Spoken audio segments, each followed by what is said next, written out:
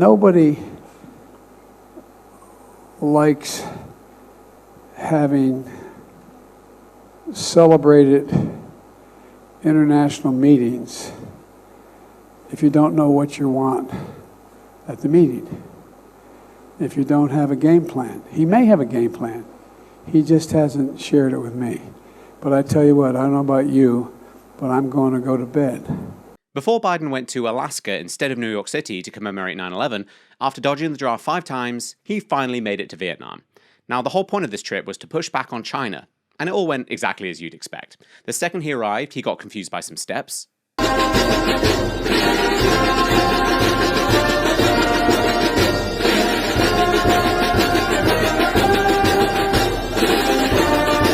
When he finally managed to find the microphone, he opened with a joke about the Vietnam War.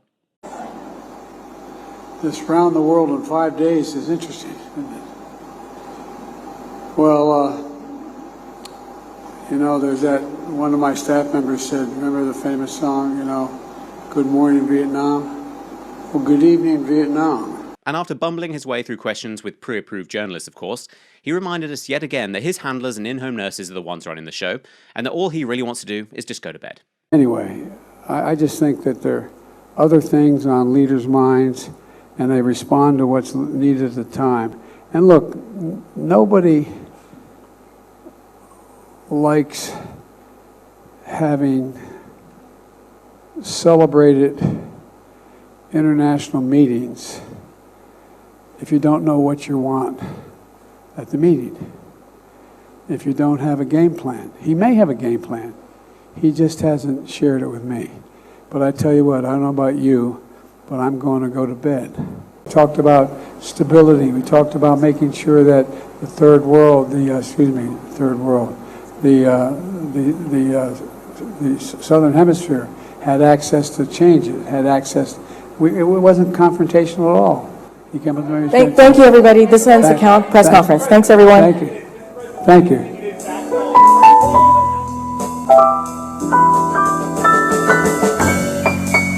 So yeah, that happened. Apparently Hunter Biden was really excited to come on this trip too, but decided to stay home when he found out that Poontang isn't even a real place. And then there's the most ridiculous part, the President of the United States flying to the Far East and saying that climate change is scarier than nuclear war. And guess what? In addition to helping the environment overall, and the only existential threat humanity faces, even more frightening than a nuclear war, is global warming going above 1.5 degrees in the next 10 years. Japan probably doesn't agree.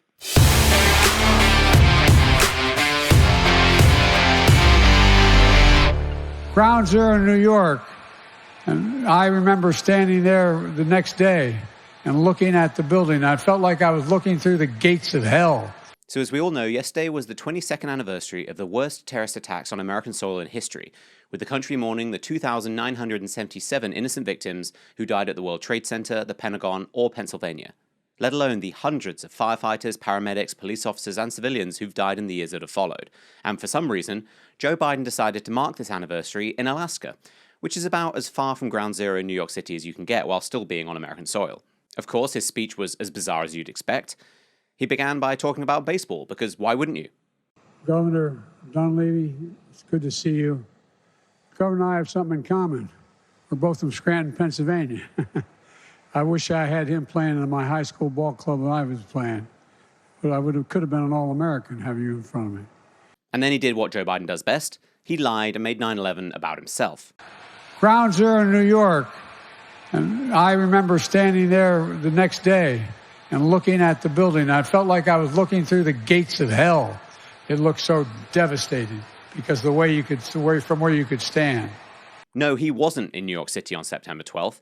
He didn't go until September 20th as part of a bipartisan Senate delegation. In his own memoir, which admittedly he probably didn't even write, he claimed that he headed to the Capitol on September 12th. And people are understandably pissed about this because even when it comes to something as solemn as 9/11, Biden just can't stop lying. Every tragedy, he makes it about himself. If someone in the military dies, he'll make it about his son, who apparently died in 1,000 different ways in 1,000 different places. If someone loses a spouse, he'll push the lie that a drunk driver killed his first wife. And if we're talking about civil rights, he'll make up stories where he was always on the front lines. And yes, people should be angry that he didn't commemorate 9/11 more appropriately. While it's not true that every president since 9/11 has visited a 9/11 site, for example, George W. Bush and Barack Obama have both commemorated 9/11 from the White House lawn, there is a massive difference between an event remembering 9/11 outside the home of the executive branch and holding a thrown-together service during a layover flight between apparently more important plans. But that's not what really pissed me off. Here's what really pissed me off. On the same day, Biden bumbled his way through mourning for those lost to Islamic terrorism on September 11th, 2001. His administration was doing this. 5 American citizens detained in Iran are one step closer to returning home. The Biden White House has agreed to swap prisoners, 5 Iranians for 5 Americans, and unfreeze $6 billion in Iranian money, a deal Republicans are slamming. So not only did Joe Biden voluntarily hand Afghanistan back to the same people who protected those responsible for 9/11, he's bending over a barrel for the world's largest funder of terrorism, giving them $6 billion in ransom payments, which will go straight into the hands of the same kinds of people who flew planes into the World Trade Center 22 years ago. Joe Biden wants you talking about Alaska. Joe Biden's speech in Alaska is the distraction from his real evil. Joe Biden's disrespect for the victims of 9/11 isn't just based on the fact he couldn't be bothered to fly to New York, but because he's saying that we can never forget, wiping away fake tears with one hand and then giving away billions of dollars with the other on 9/11. Billions of dollars earmarked for one thing, terrorism. He can say never forget. Seems like Joe Biden has already forgotten. I put some lube on and got him on his knees, and I began to slide into him from behind. I pulled out of him and kissed him while he masturbated. He asked me to turn over while he slipped a condom on himself. This was my ass, and I was struggling to imagine someone inside me. He got on top and slowly inserted himself into me. It was the worst pain I think I have ever felt in my life. Eventually, I felt a mix of pleasure with the pain. Close quote. Because our country is circling the drain, the subject of porn in schools is actually a topic of debate these days. During a Senate hearing, Senator John Kennedy from Louisiana sparred with Illinois Secretary of State, who's working to stop parents from removing graphic content from libraries for children. And to demonstrate how obviously bad this law is, Senator Kennedy read some passages from 2 books, Gender Queer and All Boys Aren't Blue, and it's as cringe as you'd think. I confess I'm a little confused, and I appreciate the argument or discussion that we've been having, but for me it's a little too conceptual or, I don't know, metaphysical or theological or whatever you want to call it. I want to try to understand what you're asking us to do. Let's take 2 books that have been much discussed. The first one is called All Boys Aren't Blue, and I will quote from it.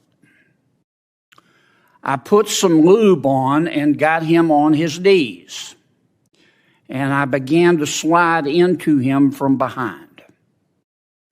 I pulled out of him and kissed him while he masturbated. He asked me to turn over while he slipped a condom on himself. This was my ass, and I was struggling to imagine someone inside me. He got on top and slowly inserted himself into me. It was the worst pain I think I have ever felt in my life. Eventually, I felt a mix of pleasure with the pain. Close quote. All Boys Aren't Blue. The second is another much discussed book. I'm sure you're familiar with it. It's called Gender Queer. Okay? Let me read an excerpt from that. Quote, I got a new strap-on harness today. I can't wait to put it on you. It will fit my favorite dildo perfectly. You're going to look so hot. I can't wait to have your in my mouth.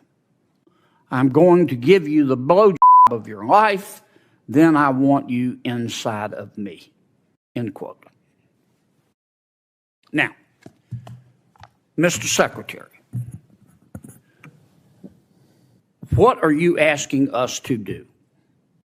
Are you suggesting that only librarians should decide whether the 2 books that I just referenced should be available to kids?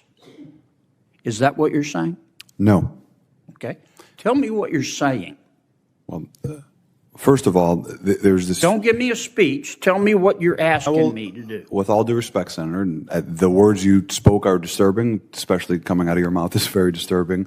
But what I would also tell you that we're not advocating for kids to read porn, to Senator Booker's point. What are you advocating for? We are advocating for parents, random parents, not to have the ability, under the guise of keeping kids safe, to try and challenge the world view of every single manner on these issues. You're getting conceptual again. I'm not getting conceptual. Well, I'm saying yes, that you are. Yes, you are. Because I want to know what you're recommending. It sounds to me like what some of you are saying, the librarians should decide who gets to see that book. I'm saying when individual parents are allowed to make a decision of where that line is, and To Kill a Mockingbird, which involves a rape scene, should that book be pulled from our libraries? I think it becomes a slippery slope. I think you ought to think about it a little bit more before you come here. I've thought about it, Senator. If you're going to propose something, you ought to be able, in 30 seconds, to be able to explain what you're asking us to do. Ms. Kelly, what do you understand?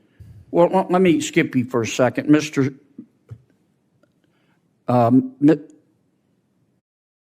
Cameron, tell me what you're proposing. It's pronounced mix.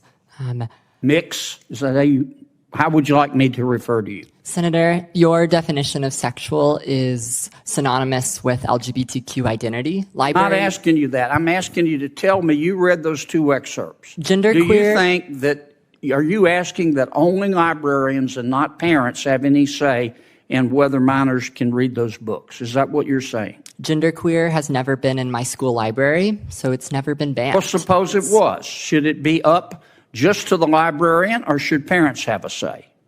There should be facilitation of collaboration between students, Should parents have and a say? Parents should be working with students and educators to be making decisions, because students are... And who decides ultimately? The librarian, or do you take a vote, or who takes the vote? Book review committees in the community in my school district. You want a committee to decide? There are committees. Okay. Well, I'm asking you, how do we decide whether the 2 books that I just referenced should be available in the library? What would you, if you were running things, what would you do? All Boys Aren't Blue, the scene you mentioned, is about sexual abuse. I know what it's about. It's not What erotic. would you do in terms of making the books available? Would you say anybody can see them, or they have to be in a special session? Students who do not read books like All Boys Aren't Blue cannot learn what is appropriate. I understand that. They cannot learn. I understand, but none of you want to abuse. answer my question. You come here and you say censorship is bad, and of course it's bad. But the obvious response is, okay, you heard the books we're talking about. Okay, we're not talking about Catcher in the Rye. So tell me what you want, who gets to decide. And all I've heard is the librarians. And parents have nothing to do with it. And if that's your response, what planet did you just parachute in from? Parents, Senator... Or what country, more appropriately? This is not China. Parents, Senator, for all due respect, parents absolutely have a say. My parents were immigrants, came to this country. We never checked out books without our parents seeing what books we were reading. They encouraged us to read books. Mr. Secretary, I understand this is good for your politics back home. It's got nothing to do with my politics. My bill is passed. Of course it does. It has everything to do with your politics. I'm here to... But you came here with a problem, and I'm trying to understand the solution, and you don't have one. We solved the solution. Other than to tell us that we don't agree with you, we'll be on the wrong side of history. We solved the problem in Illinois. We fixed it. Because we well, there are others you could work on. Well, that's why I'm out here of to help. Time. Thank you, Mr. Chairman. To help other states make these decisions. Now, beyond the fact that I would pay a ridiculous amount of money to have Senator Kennedy narrate 50 Shades of Grey, the response to this interaction proved everything we already know about this topic. People were outraged that a senator would utter such disgusting sexualized content on the sacred ground that is apparently Washington, D.C., ignoring the fact that it's the center of sexual deviancy on the East Coast, and it's also far from the most inappropriate thing a Kennedy has ever done in a government building. But if it's inappropriate to talk about these things during a Senate hearing, why is it okay in schools? Because, of course, it's not okay in schools. Almost everyone agrees that this sort of sexual propaganda has no place in schools in front of children. The only people pushing it are people blinded by woke politics, or perverts, or both. If you have a problem with Senator Kennedy saying words like dildo and lube, and don't get me wrong, we all had a problem with this. I think the fertility rate of the entire country just dropped by a few points. But if you have a problem with him saying dildo and lube in a Senate hearing, then maybe it's time we take this garbage out of schools. That's why today I am directing our House committee to open a formal impeachment inquiry into President Joe Biden. Speaker of the House Kevin McCarthy seems to have finally woken up and is directing House committees to open impeachment inquiries into Joe Biden. Taken together, these allegations paint a picture of a culture of corruption. Now, here's what we know so far. Through our investigations, we have found that President Biden did lie to the American people about his own knowledge of his family's foreign business dealings.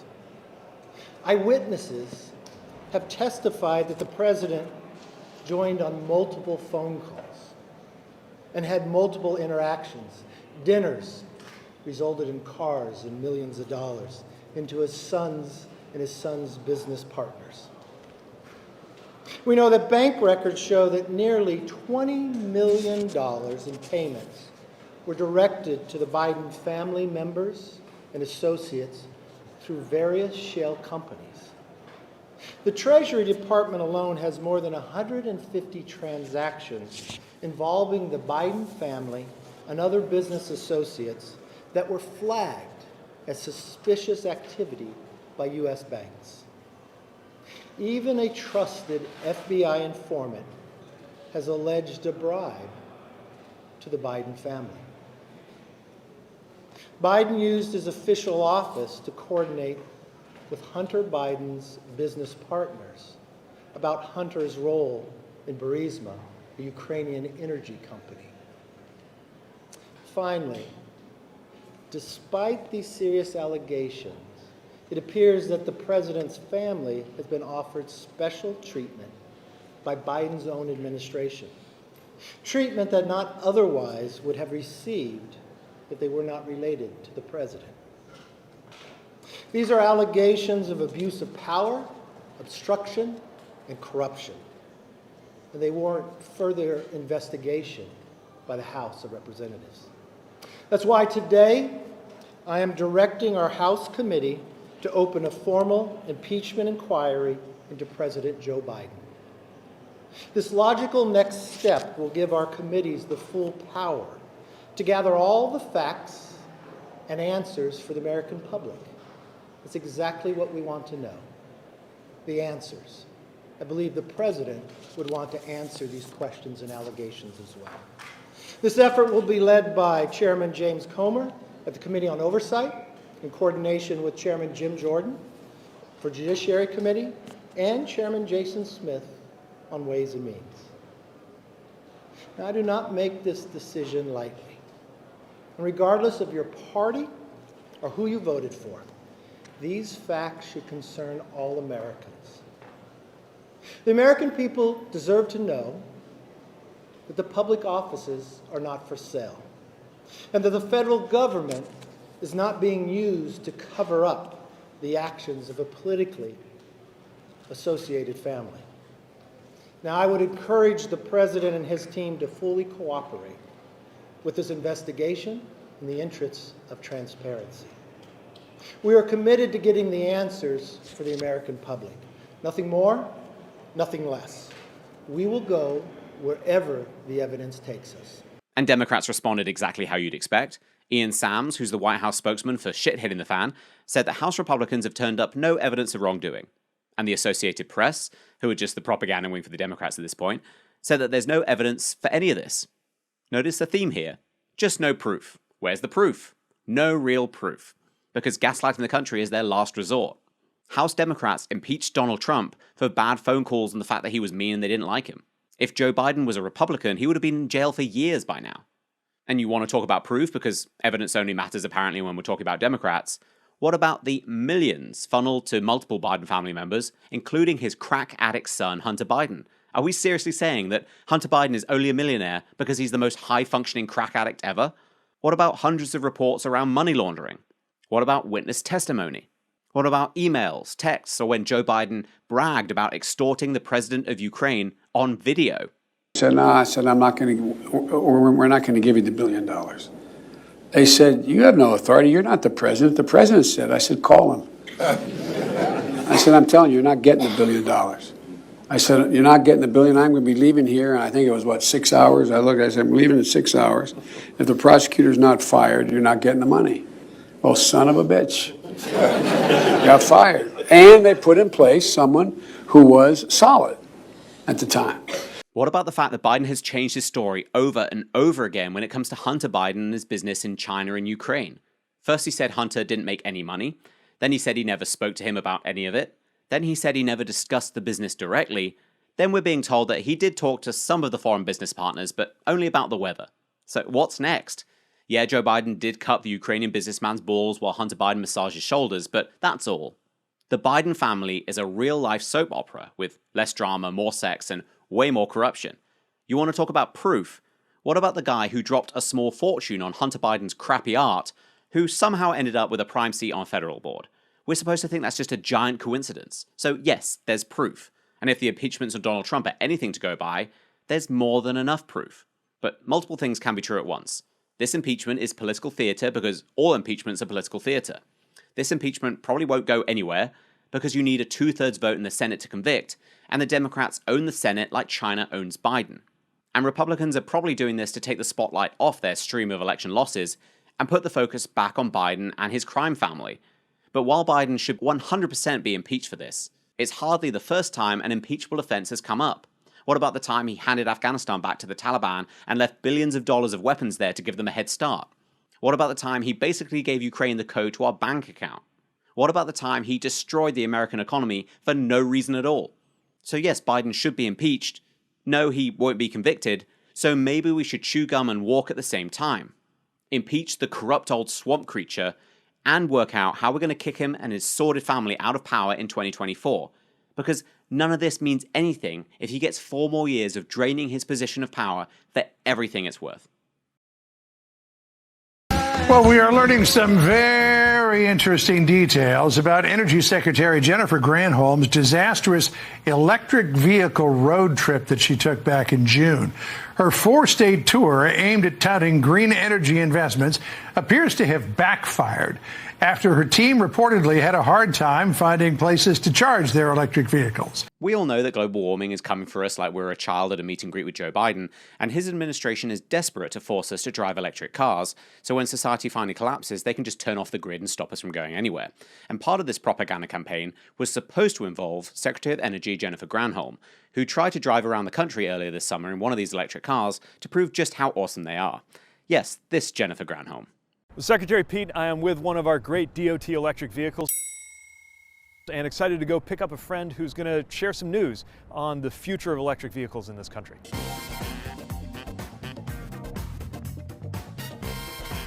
There she is.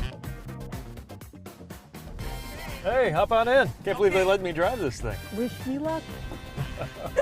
Just kidding. I know I'm in good hands. All right. Yes, this Jennifer Granholm.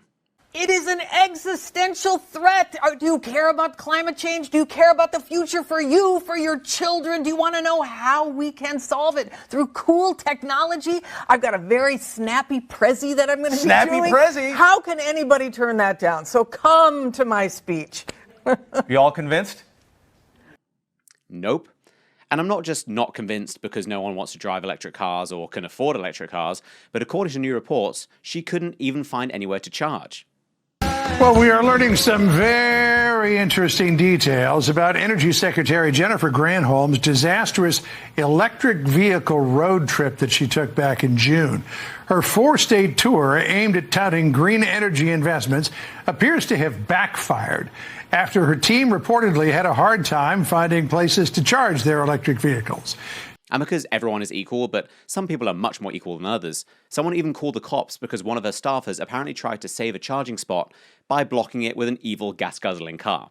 That's like trying to reserve a table at a vegetarian restaurant by slapping a steak on it. This proves one thing, of course. When it comes down to it, when you need the job done, you turn to a real car. Here's a recording of the 911 call from the Washington Free Beacon. Columbia County 911. Hi, I'm calling because I'm in the Grovetown Walmart at the charging station, and there's literally a non-electric car that is taking up the space who says they're holding the space for somebody else, and it's holding up a whole bunch of people who need to charge their cars. All right, you're at the Walmart on Center Way. The one in Grovetown that has the Arby's in front. Okay. Can you hear me? Let's see. Can you hear me? Yes, ma'am, I can hear you. The person's left. Are they Hello? still there? They're still here, but one spot opened up, which is like not them, but there's other people who are waiting to charge, and they're still here, and they're not an electric car, and the sign says that it has to. You can't park here unless you're charging. What kind of car is it? It's a Corolla. It's black. Do you see a tag number?